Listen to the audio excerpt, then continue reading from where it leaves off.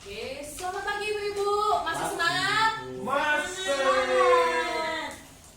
Oke, tadi kan sudah melihat tentang film penyakit diare yang dialami anaknya Ibu Lili. Nah, sekarang kita akan membahas tentang definisi penyakit diare itu apa sih, terus cara pencegahannya bagaimana. Gitu. Sebelumnya Ibu-ibu tahu nggak diare itu penyakit seperti apa? Masur ya. Masur. Oh iya, benar mangsur terus ada lagi? Iya, mencret. Apa? Lemes biasa. Ya, lemes. Oke. Nah, di sini bisa dilihat flip chart-nya mengenai diare itu definisinya penyakit apa sih? Nah, di sini ada buang air besar, encer atau berupa air yang terjadi lebih dari 3 kali dalam sehari dalam waktu berdekatan. Nah, itu bisa dikategorikan terindikasi penyakit diare seperti itu. Kemudian jika anaknya masih usia di bawah 2 tahun mengalami diare, solusinya bisa teruskan ASI dan MPASI-nya. Jadi jangan sampai berhenti untuk memberikan ASI jika anak diare. Kemudian kalau misalnya terjadi penyakitnya sudah berlebihan, BAB-nya lebih dari 3 kali, bisa langsung dilanjutkan untuk dirujuk ke vaskes pertama. Vaskes pertamanya itu kan biasanya ya di puskesmas, ya silakan dibawa ke puskesmas itu. Kemudian di sini cegah diare dengan apa? Memperhatikan gizi anak. Jadi ibu-ibu kalau misalnya anaknya sakit diare itu tolong diperhatikan sebelumnya itu makanan apa saja yang dikonsumsi anaknya. Biasanya kan makanan di pinggir jalan kan agak kurang sehat gizinya. Nah, itu bisa jadi faktor indikasi anak sakit diare seperti itu. Kemudian ibu-ibu tolong dibuka buku pintarnya halaman 36. Ya, Bu. Ya. Yang mana, Bu, Yang bagian paling bawah tentang penyakit diare atau mencret. Ibu Zakia, silakan dibaca poin nomor 1 sama 2. Jika anak masih menyusu, terus berikan ASI dan MPASI. Kemudian berikan segera setengah sampai 1 gelas cairan oralit setiap anak buang air besar. Jika tidak ada oralit, berikan air matang, kuah sayur bening dan air tajin. Oke. Tajin itu apa, Bu ya? Tajin itu air rebusannya beras. Oh, iya. Oh, iya. Bisa kan. Terus dicampur dengan kuah sayur bening, misalnya di makanan bayam, sayur bayam kan juga bisa. Kemudian poin 3, 4, 5 dibaca Bu Renata. Nomor 3, pemberian zinc setiap hari selama 10 hari berturut-turut. A. Untuk anak usia lebih 6 bulan, Kurang dari 6 bulan. kurang dari 6 bulan, 1 kali setengah tablet. Untuk anak usia 6 bulan sampai 5 tahun, 1 kali 1 tablet. Nomor 4, beri MPASI atau makan seperti biasa. 5, jangan beri obat apapun kecuali dari petugas kesehatan. Oke, terima kasih Bu Renata.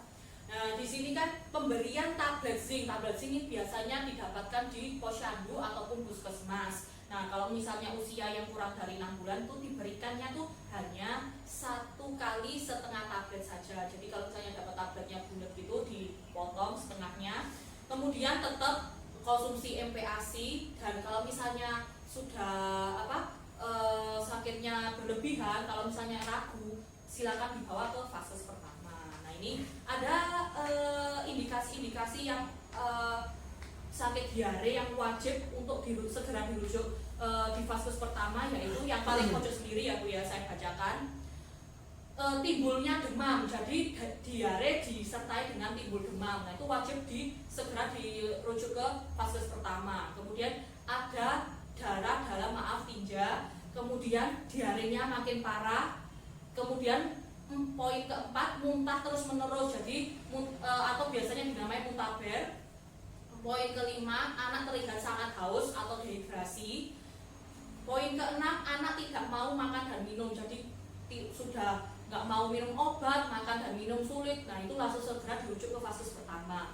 Kemudian poin terakhir, diare berulang-ulang lebih dari 3 kali, itu wajib untuk segera dirujuk ke vaskes pertama seperti itu.